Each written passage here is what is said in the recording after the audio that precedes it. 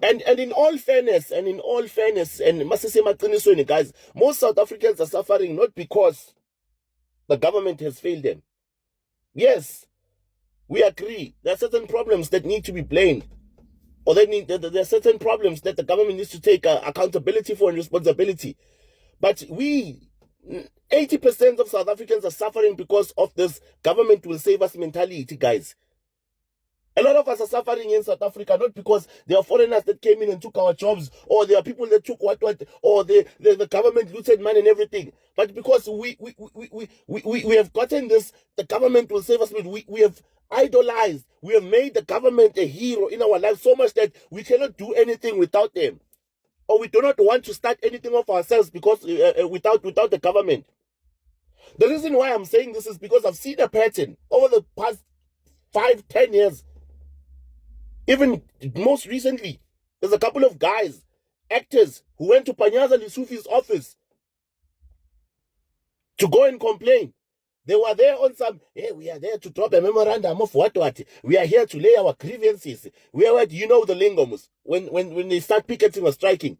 They were there to tell Panyaza Lesufi that they want certain opportunities, they want the industry, what in the acting industry. Why can't people start something of themselves, guys?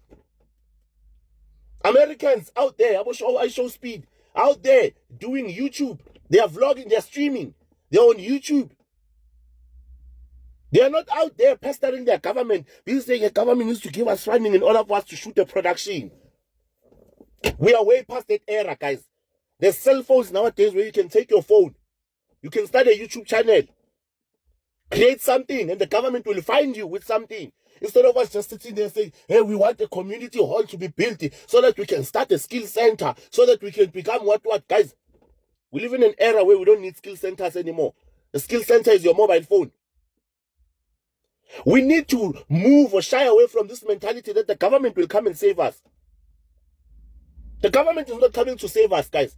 I am sorry, but sometimes when we sit down and we look at some of the issues that are affecting us as South Africans, we need to also underline the fact that we are so reliant on the government.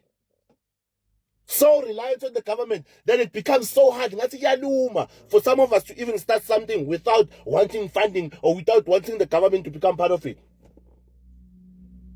One thing that we need to learn, guys, from other content creators or other actors out there, or other people from different countries, that it is possible to start something without your government knowing.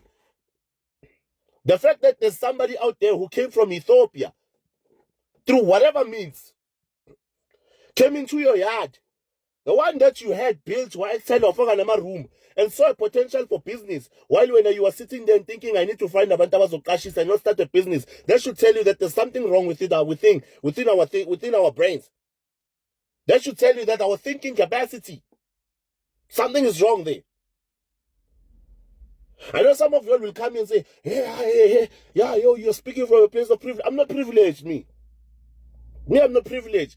But I'm not going to sit here and allow us as South Africans to go down the drain because we somehow feel entitled.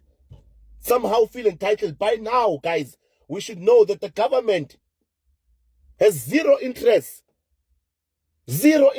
in saving any South African. By now we should know that.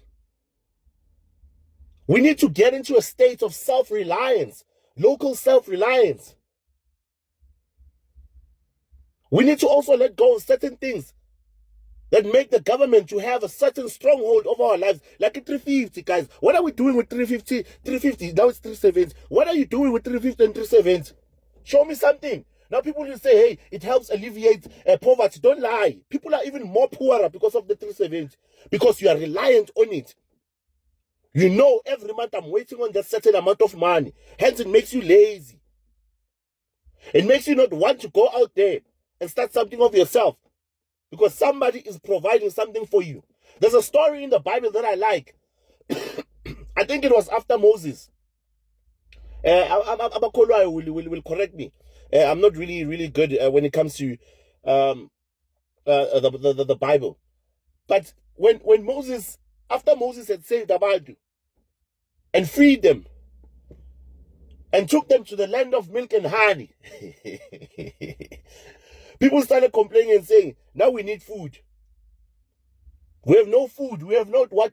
This thing of self. I want to show you the danger of relying on somebody.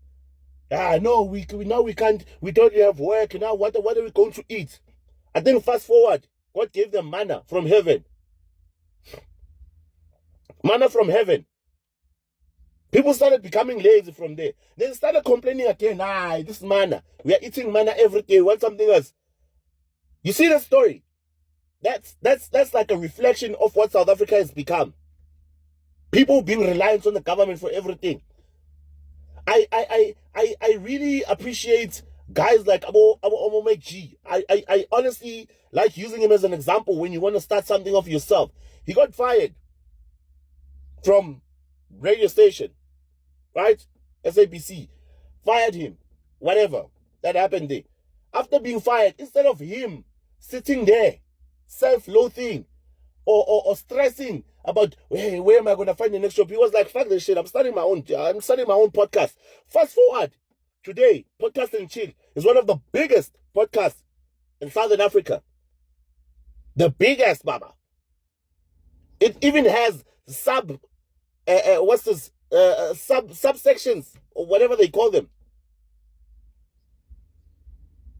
Because he decided, I'm not going to sit there and cry and ask the government to fund me. I'm going to start my own thing. Today, the government wants to be part of Podcast and Chill. So we need to shy away, guys. Stay away from this thing of wanting the government to always come and save you. We'll go far as the country.